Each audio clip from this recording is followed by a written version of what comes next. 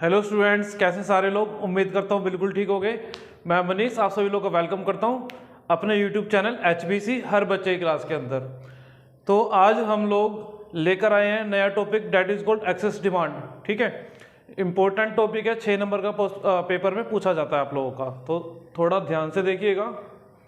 सबसे पहले बात करते हैं हम लोग एक्सेस डिमांड होती क्या है।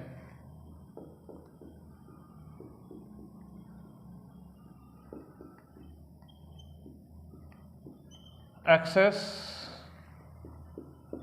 डिमांड, देखिए हम लोगों ने देखा था कोई भी इकोनॉमी जो होती है वो इक्विलिब्रियम में कब आती है, जब एग्रीगेट डिमांड इक्वल टू होता है एग्रीगेट सप्लाई के। ठीक है, जब AD बराबर AS होगा तो हम लोग बोलेंगे इकोनॉमी क्या अपने फुल एम्प्लॉयमेंट लेवल पर है या फिर इक्विलिब्रियम लेवल पर है। जब कभी भी एग्रीगेट डिमांड एग्रीगेट सप्लाई से ज़्यादा होगी, क्या क्या कह रहा हूँ मैं, एग्रीगेट डिमांड ग्रेटर होगी किससे, एग्रीगेट सप्लाई से, उस सिचुएशन को हम लोग बोलेंगे क्या, एक्सेस डिमांड। ठीक है, और एक्सेस डिमांड के कारण इकोनॉमी के अंदर क्या आता है, इन्फ्लेशन आता है, जिसको हम लोग आम भाषा में क्या कहते हैं, महंगाई। ठीक है, तो इन्फ्लेशन आता है एक्सेस डिमांड के कारण। एक बार डेफिनेशन देखते हैं होती क्या ये। इसको एक काम करिए, स्लैश करके लिख लीजिए, इन्फ्लेशन भी बोलते हैं इसको हम लोग, इन्फ्लेशन या फिर inflationary gap.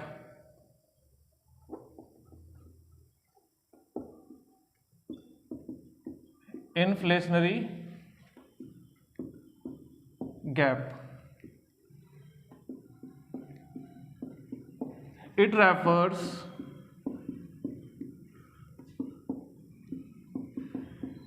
to a situation, it refers to a situation where aggregate demand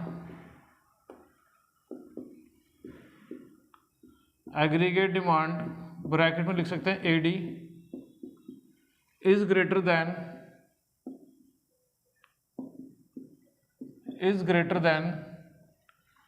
the aggregate supply, greater than the aggregate supply, greater than the aggregate supply corresponding to the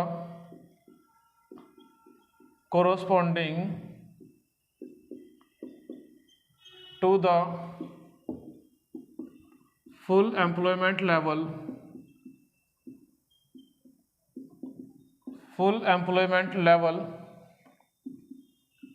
in an economy। तो देखिए इस definition में क्या कह रहा है, जो economy का फुल एम्प्लॉयमेंट लेवल होता है, उस फुल एम्प्लॉयमेंट पर जो एग्रीगेट डिमांड है वो एग्रीगेट डिमांड एग्रीगेट सप्लाई से ज़्यादा हो जाएगी, एक्सीड हो जाएगी, उसको हम लोग बोलते हैं इन्फ्लेशनरी गैप या फिर एक्सेस डिमांड। अब इन्फ्लेशनरी गैप क्या होती है, अच्छा देखो, जो एग्रीगेट डिमांड होगी एक्चुअल वाली और जो न्यू एग्रीगेट डिमांड होगी उसके बीच में जो गैप आएगा उस गैप को बोलते हैं हम लोग इन्फ्लेशनरी गैप। एक बार देखते हैं, डायग्राम की हेल्प से देख लेते हैं हम लोग इसको, या फिर एक काम करते हैं पहले इन्फ्लेशनरी गैप लिख लेते, होता है क्या है,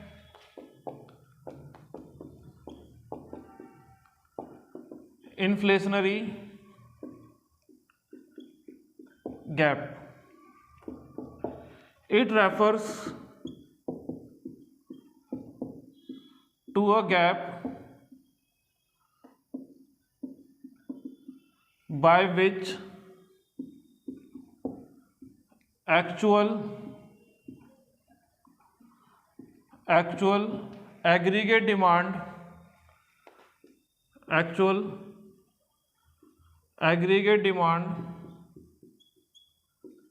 exceeds the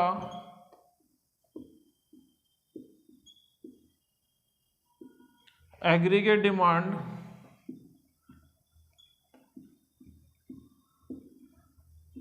required to establish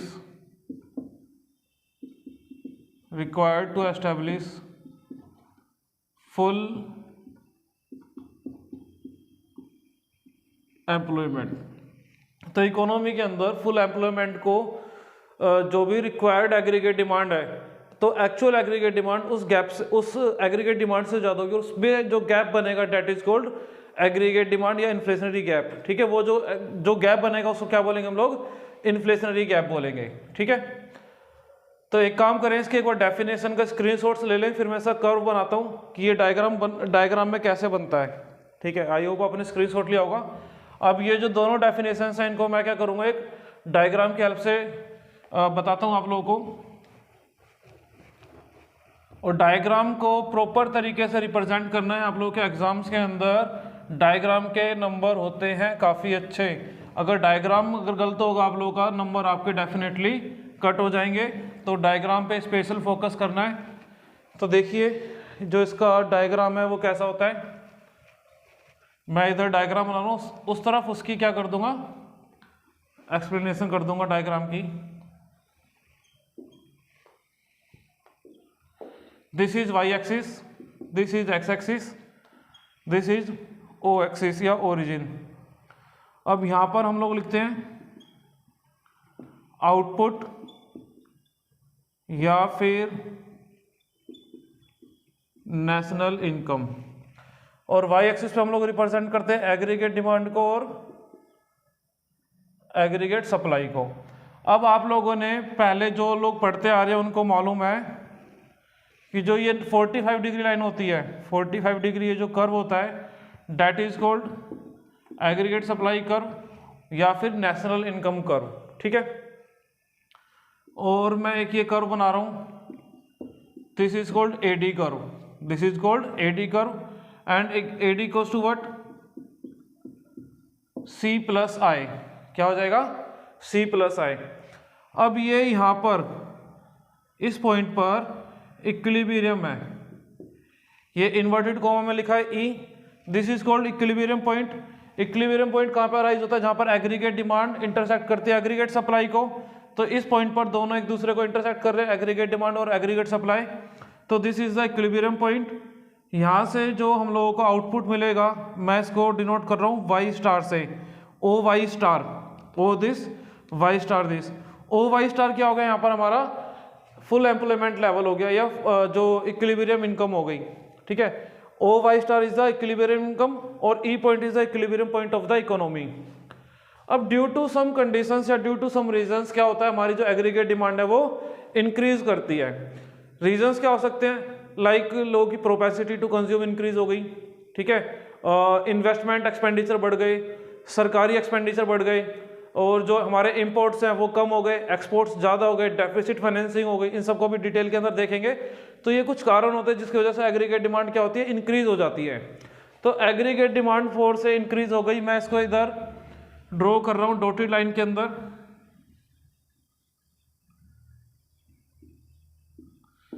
this is the new AD1, AD1 is the new aggregate demand curve. यहां पर क्या हो रहा है, C1 plus I1, consumption expenditure भी इंक्रीज हो रहा है और इन्वेस्टमेंट एक्सपेंडिचर भी क्या हो रहा है, इंक्रीज हो रहा है। अच्छा, हम लोग C और I की क्यों बात कर रहे हैं, क्योंकि हम लोग 2 सेक्टर मॉडल की बात कर रहे हैं यहाँ पे। तो रिप्रेजेंट किस में करेंगे, C और I में रिप्रेजेंट करेंगे। तो इस कारण क्या हो पा रहा है, जो नया इक्विलिब्रियम है, नया aggregate demand curve, aggregate supply को देखिए, ये जो ऊपर कर्व जा रहा है ये एग्रीगेट सप्लाई, ये डॉटेड लाइन के अंदर जो आ रहा है वो एग्रीगेट डिमांड कर्व। अब नया एग्रीगेट डिमांड कर्व क्या कर रहा है, एग्रीगेट सप्लाई को इंटरसेक्ट कर रहा है इस पॉइंट पर। इसको हम लोग एक काम करते हैं, ई डैश नाम देते हैं, ई डैश। इसको भी क्या कर दिया, इन्वर्टेड कोमा के अंदर डाल दिया। This is the new equilibrium point. अब ये वो पॉइंट बन रहा है जिस पे इकोनॉमी जाना चाहती है, लेकिन इकोनॉमी को इजाजत नहीं है वहां तक जाने की। क्यों इजाजत नहीं है, क्योंकि हमारे जो सप्लाई के रिसोर्सेज हैं वो पहले ही यहाँ पर फुलफिल हो चुके हैं, यानी कि हम लोग पहले से ही फुल एम्प्लॉयमेंट लेवल पर थे। But due to some conditions क्या हुआ, ये जो एग्रीगेट डिमांड है वो एक्सेस हो रहा है। अब हम लोग उस लेवल पर जाके आउटपुट उतना इंक्रीज नहीं कर सकते। तो इस कारण क्या होगा, सिर्फ इकोनॉमी के अंदर प्राइस बढ़ेगा, जो गुड्स का प्राइस है, सर्विस का प्राइस है, वो राइज होगा और महंगाई आएगी। क्या होगी, महंगाई आएगी। तो ये जो अब आप लोग देखिए, ये जो पुराना इक्विलिब्रियम था, यहां से ना एक लाइन ड्रॉ कर लीजिए ऊपर। अब ये जो एक ट्राइंगल जैसा है जिसको मैं शेड कर रहा हूं, ठीक है, इस शेडेड पोर्शन को हम लोग क्या बोलेंगे, इन्फ्लेशनरी गैप बोलेंगे। क्या बोलेंगे, इन्फ्लेशनरी गैप, इन्फ्लेशनरी गैप बोलेंगे इस चीज को। अभी इन्फ्लेशनरी गैप जो है, आप डेफिनेशन देखिए क्या कह रहा था, it is a gap by which aggregate demand, actual aggregate demand, देखिए एक्चुअल में एग्रीगेट डिमांड कितनी हो रही है, अब अभी एक्चुअल में कितनी है, AD1 है। एक्चुअल एग्रीगेट डिमांड एक्सीड्स है एग्रीगेट डिमांड से, AD से ज्यादा है AD1, किस पे, जितना कि हमें फुल एम्प्लॉयमेंट रिक्वायर्ड है, जो रिक्वायर्ड फुल एम्प्लॉयमेंट है उससे भी ज्यादा एग्रीगेट डिमांड जा रही है, और जो गैप अराइज हो रहा है दिस वन, तो this gap is called as inflationary gap. इसके कारण क्या होगा, इकोनॉमी के अंदर महंगाई आएगी, क्या आएगी, महंगाई आएगी। तो AD1 ये हो गया, ये AD हो गया, और ये जो दोनों के बीच में गैप आ रहा है this is called excess demand, और ये जो प्रॉपर ट्राइंगल निकल के आ रहा है यहाँ पर जो मैंने शेडेड करा है this is called inflationary gap. I hope आपको डेफिनेशन दोनों की, इन्फ्लेशनरी गैप और एग्रीगेट डिमांड दोनों क्लियर हुए होंगे, और इसका डायग्राम भी क्लियर हो गया होगा। अच्छा, अब बात आती है डायग्राम एक्सप्लेन करने की। आप लोगों को मैं बता देता हूँ डायग्राम कैसे एक्सप्लेन करना है। अगर फिर भी प्रॉब्लम आती है आप मुझे कमेंट करके बताइएगा कि सर ये भी हमें एक्सप्लेनेशन करा दो, मैं एक एक्सप्लेनेशन के लिए अलग से वीडियो बना दूंगा, बट मैं आपको अभी समझा रहा हूँ करना क्या है। जैसे आप लोग 10th क्लास में 9th क्लास में कंस्ट्रक्शन करते आ रहे थे, स्टेप्स ऑफ कंस्ट्रक्शन लिखते थे, सेम टू सेम वही करना है। हम लोगों ने करा क्या, यहाँ पर ये जो एक्स एक्सिस है यहाँ पर रिप्रेजेंट करा आउटपुट को, ये जो वाई एक्सिस है यहाँ पर रिप्रेजेंट करा है एग्रीगेट डिमांड एग्रीगेट सप्लाई को, ऐसे ही लिखना है। ये जो 45 डिग्री लाइन है या फिर AS कर्व है this is called aggregate supply curve, AD is the aggregate demand curve, AD1 is the new aggregate demand curve, E is the actual equilibrium point of the economy, ये shaded portion in the form of triangular, this is called inflationary gap। यही चीज आपको अपने words के अंदर लिखनी है, diagram की एक्सप्लेनेशन हो जाती है।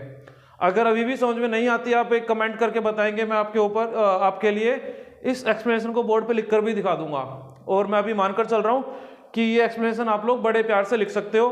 12th क्लास में आ चुके आप लोग, 9th 10th के अंदर कंस्ट्रक्शन और स्टेप्स ऑफ कंस्ट्रक्शन लिखता है, हमें सेम टू सेम वही काम करना है जो हम लोगों ने डायग्राम पे करा है, उसको हम लोगों ने क्या करना है, अपने वर्डिंग में लिखना है। अब हम लोग बात करते हैं ये एक्सेस डिमांड अराइज क्यों होती है। तो आप लोग एक काम करें, इस डायग्राम का प्रॉपर स्क्रीनशॉट लें, देन मैं रफ करता हूँ और बताता हूँ कि इसके कारण क्या होते हैं। चलिए,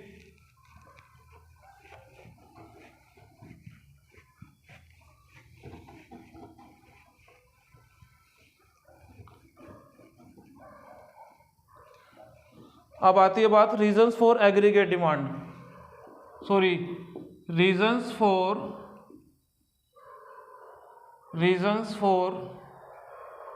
स्पेलिंग गलत हो गई, एक second, reasons for excess demand. Excess demand के क्या रीजंस होते हैं, किस कारण से जो डिमांड है वो एक्सेस हो जाती है। नंबर 1, फर्स्ट ऑफ ऑल हम लोग बात कर सकते हैं increase in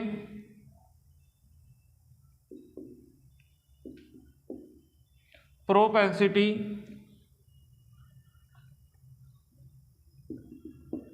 to consume. Increase in propensity to consume, देखिए अब क्या होगा यहाँ पर, इकोनॉमी के अंदर जितने भी इंडिविजुअल्स हैं या हाउस होल्ड्स हैं, अब वो लोग फोकस कर रहे हैं एक्सपेंडिचर पर, यानी कंजम्पशन एक्सपेंडिचर पर क्या कर रहे हैं, फोकस कर रहे हैं।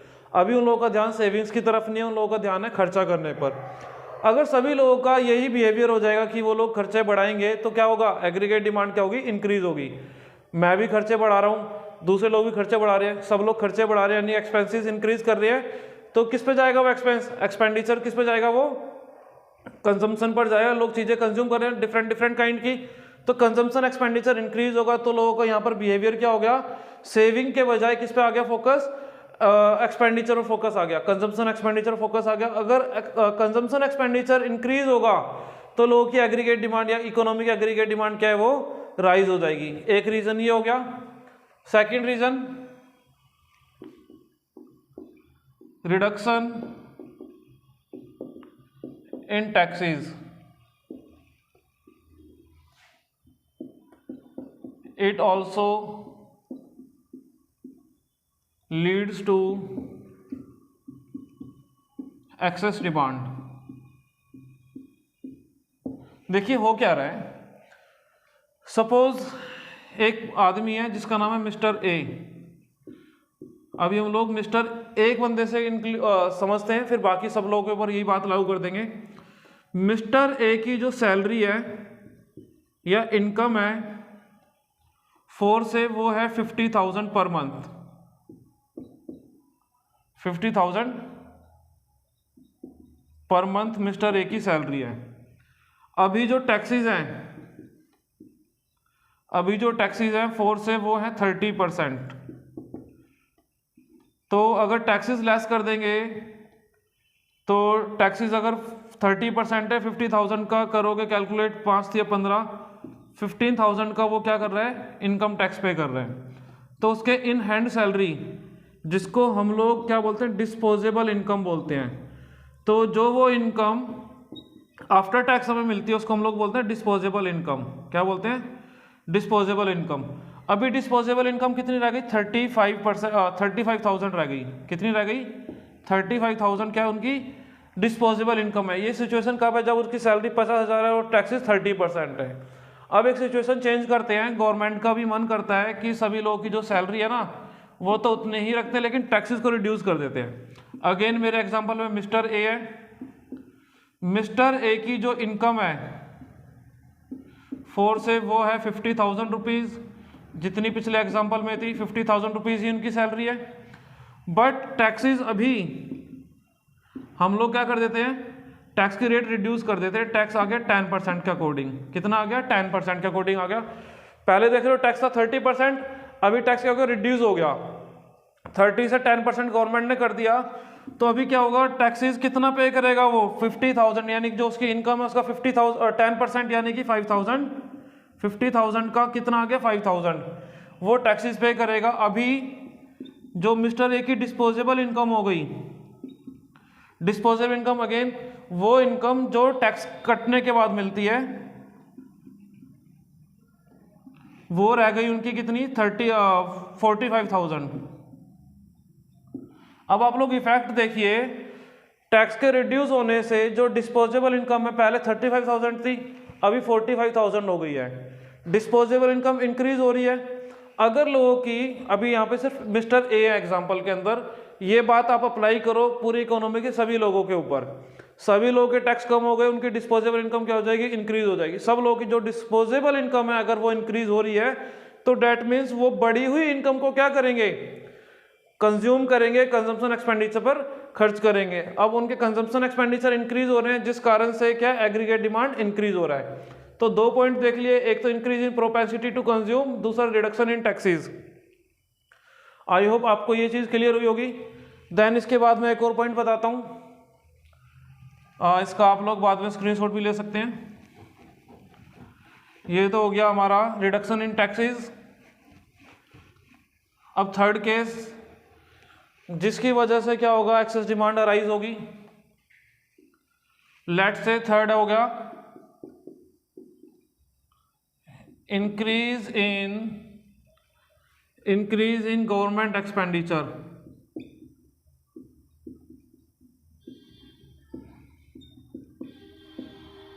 Government expenditure, increase in government expenditure.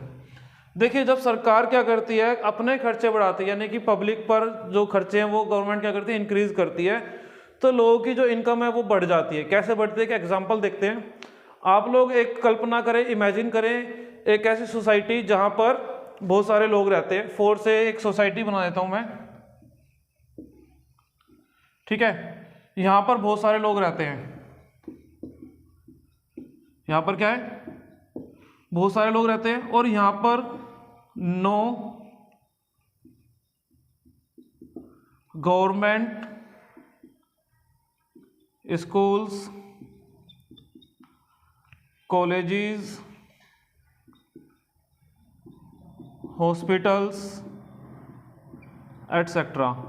आप लोग कल्पना करें एक ऐसी सोसाइटी की जहां पर बहुत सारे लोग रहते हैं, लेकिन वहां पर ना तो सरकारी स्कूल है, ना सरकारी कॉलेज है, ना कोई सरकारी हॉस्पिटल है। लेकिन ये सब क्या है, बेसिक एक्टिविटीज होती हैं जो इंसान अपने सर्वाइवल के दौरान करता है, ठीक है। अब कोई भी सरकारी स्कूल, कोई सरकारी कॉलेज, सरकारी हॉस्पिटल या कोई भी सरकारी पब्लिक ट्रांसपोर्ट नहीं है, जैसे दिल्ली में डीटीसी बसें या मेट्रो, सस्ता ट्रांसपोर्ट हो गया, ये चीज़ें नहीं है। तो अब ये सभी लोग क्या करेंगे, एजुकेशन वगैरह, हेल्थ वगैरह क्या करेंगे, अपनी पर्सनल इनकम से प्राइवेट सेक्टर के पास जाएंगे। प्राइवेट हॉस्पिटल्स होंगे, प्राइवेट कॉलेज, प्राइवेट स्कूल्स होंगे, वहाँ पर जाएंगे, फीस वगैरह और जो भी उनकी देंगे, उनकी जेब से पैसा खर्च हो रहा है। अब गवर्नमेंट ने क्या करा, मॉडल चेंज कर दिया। गवर्नमेंट कहती है भैया ऐसे काम नहीं चलेगा, जो सोसाइटी है उसके प्रति सरकार की जिम्मेदारी बनती है। क्या जिम्मेदारी बनती है? ये इस इकोनॉमी के अंदर बहुत सारे लोग रहते हैं, ठीक है। गवर्नमेंट ने क्या कर दिया, अब इस वाले मॉडल के अंदर गवर्नमेंट ने चेंज करा और यहां पर क्या कर दिया, government schools hospitals etcetera open कर दिए, ठीक है। अब बताओ गवर्नमेंट क्या कर रही है? गवर्नमेंट पहले खर्चा नहीं कर रही थी स्कूल कॉलेज हॉस्पिटल्स पर, लेकिन अभी गवर्नमेंट क्या कर रही है, सरकारी स्कूल, सरकारी हॉस्पिटल, सरकारी कॉलेज, पब्लिक ट्रांसपोर्ट सब लेकर आ रही है सोसाइटी में लोगों के लिए। अब जो लोग पहले क्या करते थे, अपनी जेब से खर्च करते थे प्राइवेट में जाकर, अभी वो क्या, गवर्नमेंट की तरफ से उनको या तो फ्री में मिल रहा है, बहुत सस्ते रेटों पे मिल रहा है। जब गवर्नमेंट ने इस मॉडल से इस मॉडल पर आई, लोगों की क्या हो गई, इनकम इंक्रीज हो गई, लोगों के जो खर्चे थे वो कम हो गए, क्योंकि बच्चे सरकारी स्कूल में जा रहे हैं, बच्चे सरकारी कॉलेज में पढ़ रहे हैं, इलाज के लिए सरकारी अस्पतालों का यूज कर रहे हैं। तो लोगों के जो खर्चे पहले प्राइवेट जगहों पर हो रहे थे वो सारे खर्चे बच गए। अब खर्चे बचने से क्या हुआ, लोगों की इनकम बढ़ेगी। अब वो उस बढ़ी हुई इनकम का क्या करेंगे, उस बढ़ी हुई इनकम को क्या करेंगे वो लोग, कंजम्पशन एक्सपेंडिचर पर इंक्रीज करेंगे और एग्रीगेट डिमांड क्या है वो अगेन राइज हो जाएगा। आई होप आपको ये पॉइंट भी क्लियर हो गया होगा। रफ करता हूं, then next point,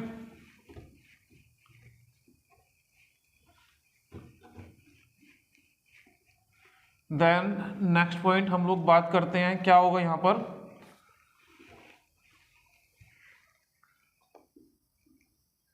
fourth point,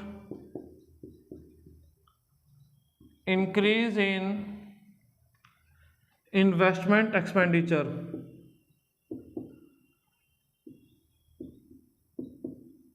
increase in investment expenditure. अच्छा, अब आप मेरे को ये बताइए, हम लोग इन्वेस्टमेंट कब इंक्रीज करते हैं? जब हमें आसानी से लोन मिल जाता है, यानी कि बैंक इजीली लोन दे रहे हैं, चाहे पर्सनल लोन हो गया, चाहे कार लोन हो गया, चाहे होम लोन हो गया, चाहे बिजनेस लोन हो गया, what ever other kind of loan जो भी हैं बैंक इजीली प्रोवाइड करते हैं, ठीक है। एंड जो रेट ऑफ इंटरेस्ट है लोन की वो भी कम हो गई, ठीक है। अब लोगों की रेट ऑफ इंटरेस्ट भी कम हो, बैंक्स के जो रेट ऑफ इंटरेस्ट है लोन के ऊपर वो भी कम हो गया, और प्लस ये मानकर चलिए कि जो एक्सपेक्टेड रेट ऑफ रिटर्न है, यानी कि लोगों को इन्वेस्टमेंट करके जो रिटर्न में फायदा मिलने वाला है वो ज़्यादा हो गया। तो इन तीनों ही काइंड जो सिचुएशन बनी है, इजीली लोन मिल रहा है और जो कॉस्ट ऑफ बोरोइंग है यानी कि इंटरेस्ट रेट ऑफ बैंक है वो भी डाउन हो गया, और जो बदले में रिटर्न आ रहा है इन्वेस्टमेंट करने से वो भी क्या हो गया, हाई हो गया। तो इन तीनों ही केस के अंदर लोग क्या करेंगे, इन्वेस्टमेंट पे ज़्यादा ध्यान देंगे। इन्वेस्टमेंट पे ध्यान देंगे तो इन्वेस्टमेंट एक्सपेंडिचर क्या होगा, इंक्रीज होगा। तो ये कब हो सकता है, availability of loans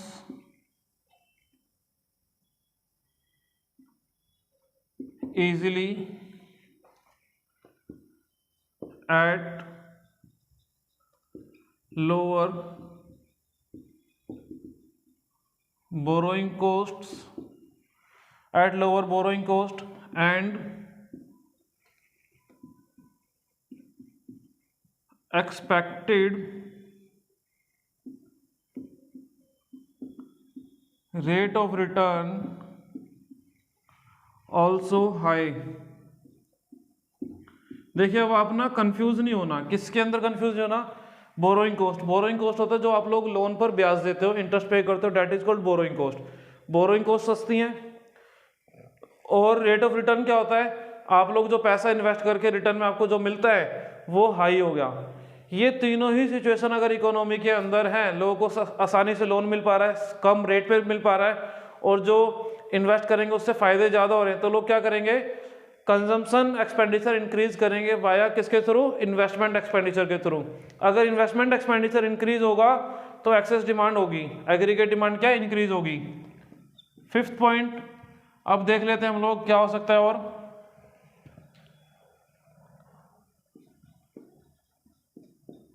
fall in imports, ठीक है। इंपोर्ट्स कब फॉल होते हैं, when the price of a commodity when the price of a commodity,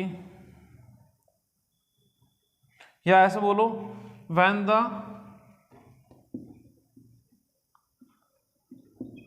domestic prices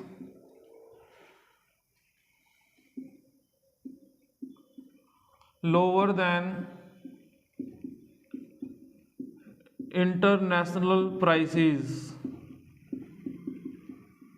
international prices. अब आप खुद सोचिए, फोर्ड से एक गाड़ी है, ठीक है, और ये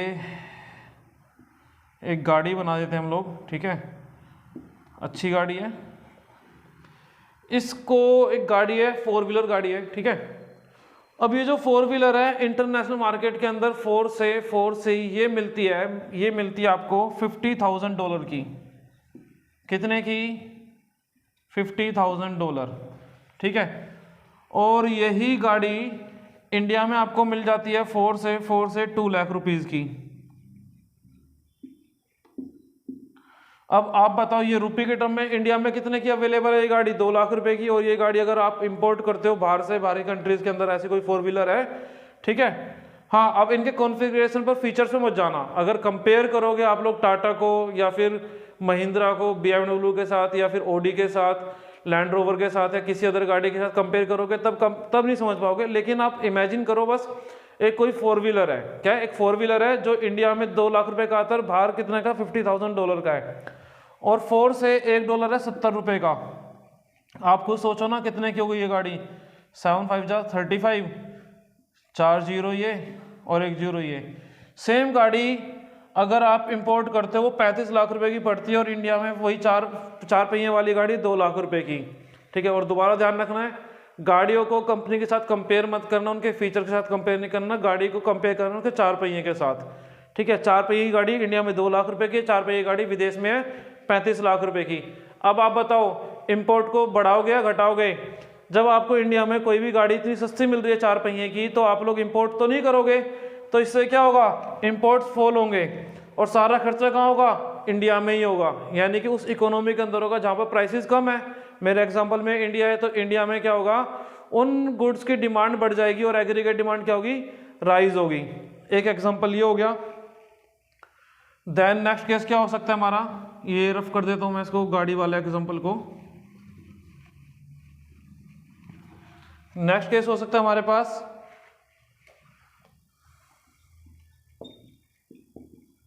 राइज इन एक्सपोर्ट्स। एक्सपोर्ट्स क्या होंगे? राइज होंगे, ठीक है। रीजन क्या लिख दोगे? सेम रीजन लिख दोगे।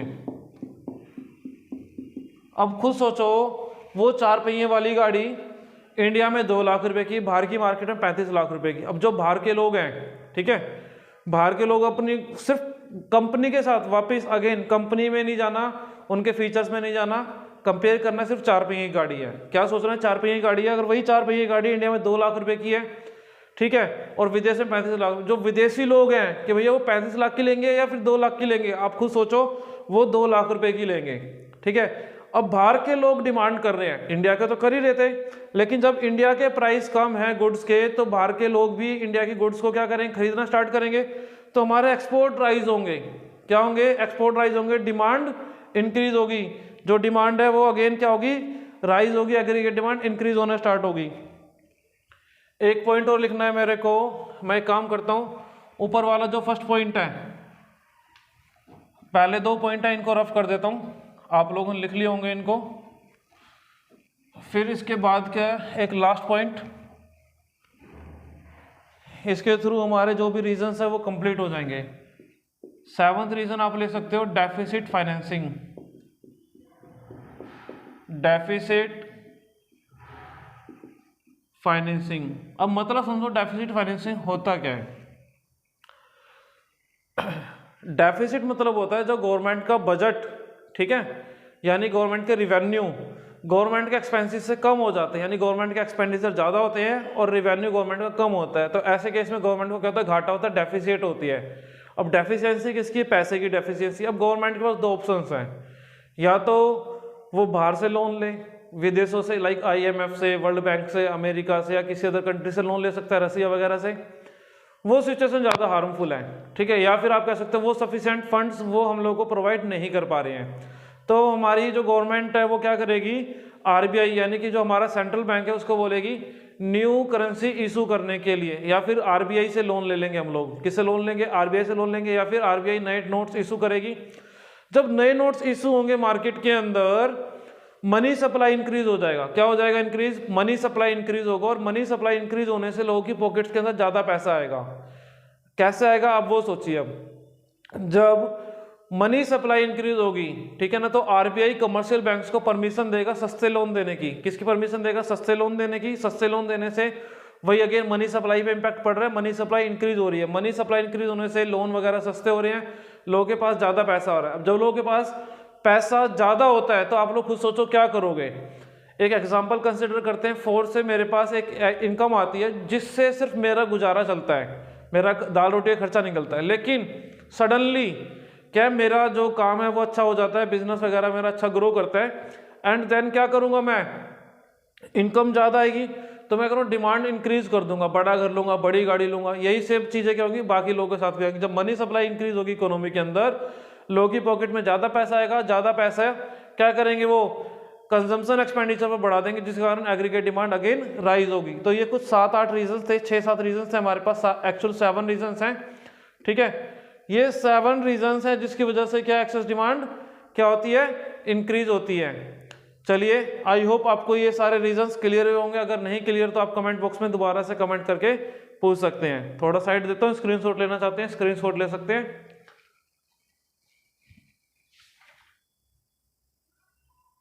चलिए ये रफ करता हूं मैं। अब देखते हैं इम्पैक्ट क्या पड़ता है इसका, एक्सेस डिमांड का जो इम्पैक्ट है वो क्या होता है।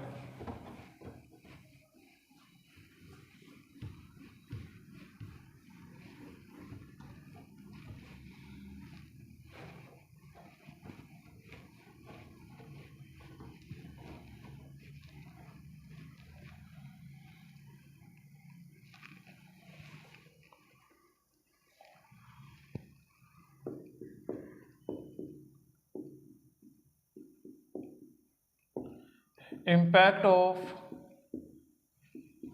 एक्सेस डिमांड, तो हम 3 चीजों पे इफेक्ट देखते हैं। नंबर 1 हम लोग देखेंगे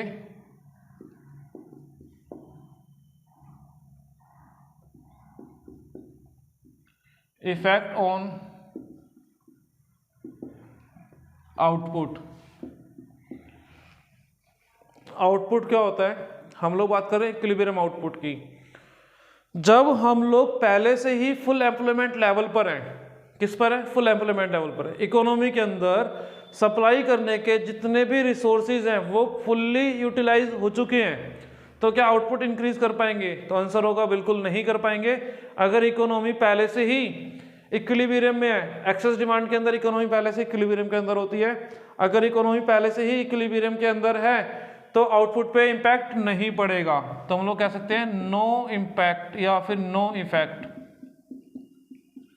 आउटपुट पर कोई इफेक्ट नहीं पड़ेगा। सेकंड,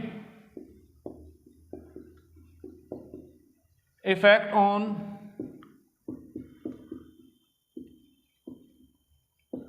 एम्प्लॉयमेंट, अगेन इकोनॉमी पहले से फुल एम्प्लॉयमेंट लेवल पर है, ठीक है। अब फुल एम्प्लॉयमेंट लेवल पर है यानी कि इकोनॉमी के अंदर जितनी भी लेबर है, यानी कि वो सभी लोग जो काम करना चाहते थे, काम करने के लायक थे और एग्जिस्टिंग वेजेस रेट पर काम करने के लिए रेडी थे, उन सभी लोगों को काम मिल चुका है, यानी कि इकोनॉमी पहले से ही इक्विलिब्रियम पॉइंट पर है। अब कोई भी आइडियल कैपेसिटी नहीं बची इकोनॉमी के अंदर, यानी कोई भी फ्री लेबर नहीं है। कुछ लोग बेरोजगार जरूर हो सकते हैं लेकिन वो अपनी मर्जी से होंगे, उनको हम लोग कंसीडर नहीं करते एम्प्लॉयमेंट के अंदर, ठीक है। तो एम्प्लॉयमेंट में कंसीडर करते हैं हम लोग उन लोगों को जो लोग काम करना चाहते हैं, काम करने लायक है और एग्जिस्टिंग वेज रेट पे काम करने के लिए रेडी हो गए, उन लोगों को हम लोग एम्प्लॉयमेंट के अंदर कंसीडर करते हैं। और उन सभी लोगों को काम मिल चुका है, अब कोई भी बंदा खाली नहीं बैठा है। अब कोई बंदा खाली नहीं बैठा है, क्यों नहीं बैठा है, क्योंकि इकोनॉमी पहले से ही किसमें है, फुल एम्प्लॉयमेंट लेवल पर, इक्विलिब्रियम पॉइंट पर है। एक्सेस डिमांड के अंदर फुल एम्प्लॉयमेंट पर इकोनॉमी होती है पहले से, लेकिन due to some reason excess demand बढ़ जाती थी। अब इकोनॉमी पहले से ही फुल एम्प्लॉयमेंट लेवल पर है, तो क्या होगा भाई, आप लोग खुद सोचिए, नए लोग तो आएंगे नहीं काम करने के लिए, ठीक है ना। अगर नए लोग नहीं आ सकते हैं उस केस के अंदर एम्प्लॉयमेंट पे भी इफेक्ट नहीं पड़ेगा, तो हम लोग अगेन लिख सकते हैं नो इफेक्ट ऑन एम्प्लॉयमेंट। फिर बात करते हैं इफेक्ट ऑन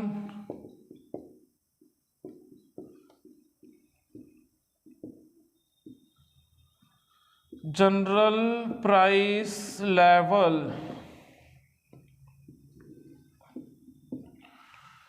अब आप खुद सोचिए, सप्लाई के जो भी रिसोर्सेज थे वो पूरी तरीके से एग्जॉस्ट हो चुके हैं, इकोनॉमी फुल एम्प्लॉयमेंट पे काम कर रही है, जो सप्लाई कर सकते हैं मैक्सिमम सप्लाई हम लोग कर पा रहे हैं। अभी भी डिमांड आई जा रही है, आई जा रही है, आई जा रही है, तो क्या होगा, प्राइस का लेवल बढ़ेगा। एक छोटा सा एग्जांपल देख लेते हैं। 4 से मेरे पास मैं मिल्क सेलर हूँ। क्या हूँ मैं? मिल्क सेलर हूँ।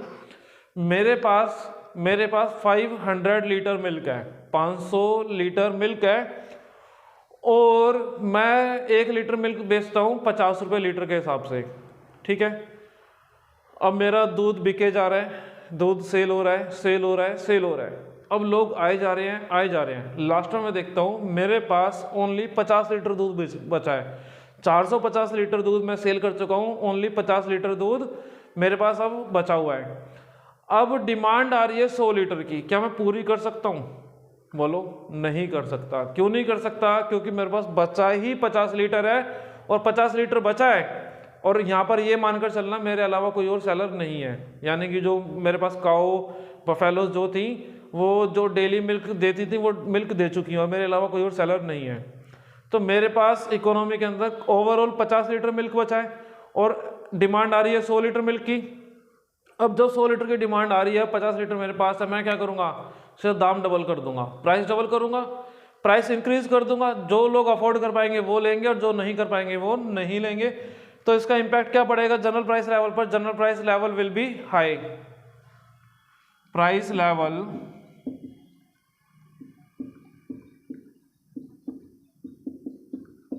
Will increase.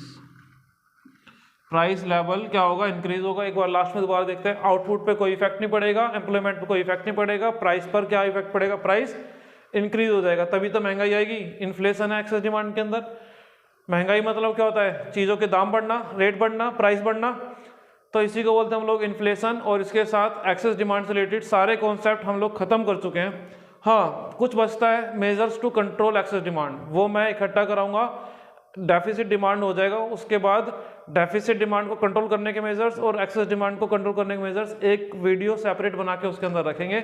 इंडिविजुअल नहीं कराएंगे, क्योंकि आप लोग वन टाइम में देखेंगे, आपको अच्छे से क्लियर हो जाएंगी बातें, कंपेयर करना आसान हो जाएगा आप लोगों के लिए। और मैं थोड़ा साइड देता हूँ, आप लोग चाहे तो स्क्रीनशॉट ले सकते हैं इसका। चलिए, आज की वीडियो में इतना ही रखते हैं, बाकी मिलेंगे नेक्स्ट वीडियो के अंदर, जिसके अंदर हम लोग बात करेंगे डेफिसिट डिमांड की। और डेफिसिट डिमांड से रिलेटेड जितने भी कॉन्सेप्ट हैं वो सारे कवर अप करेंगे। और एक चीज़ और, जिस बच्चे को एक्सेस डिमांड समझ में आ गया है, उसको डेफिसिट डिमांड ऑटोमेटिकली समझ में आ जाएगा। जस्ट इसका रिवर्स है, कुछ नहीं करा, रिवर्स कर दिया, वही क्या डेफिसिट डिमांड है। चलिए, बाय बाय, टेक केयर, मिलते हैं नेक्स्ट वीडियो में। इस वीडियो को रिवाइज करके आइएगा, प्रॉपर इस वीडियो को देखकर आना। अगली जो टॉपिक है डेफिसिट डिमांड, आपको बेटर तरीके से बहुत आसानी से क्लियर हो जाएगा। इसका जस्ट उल्टा करने वाले हम लोग। चलिए, बाय बाय।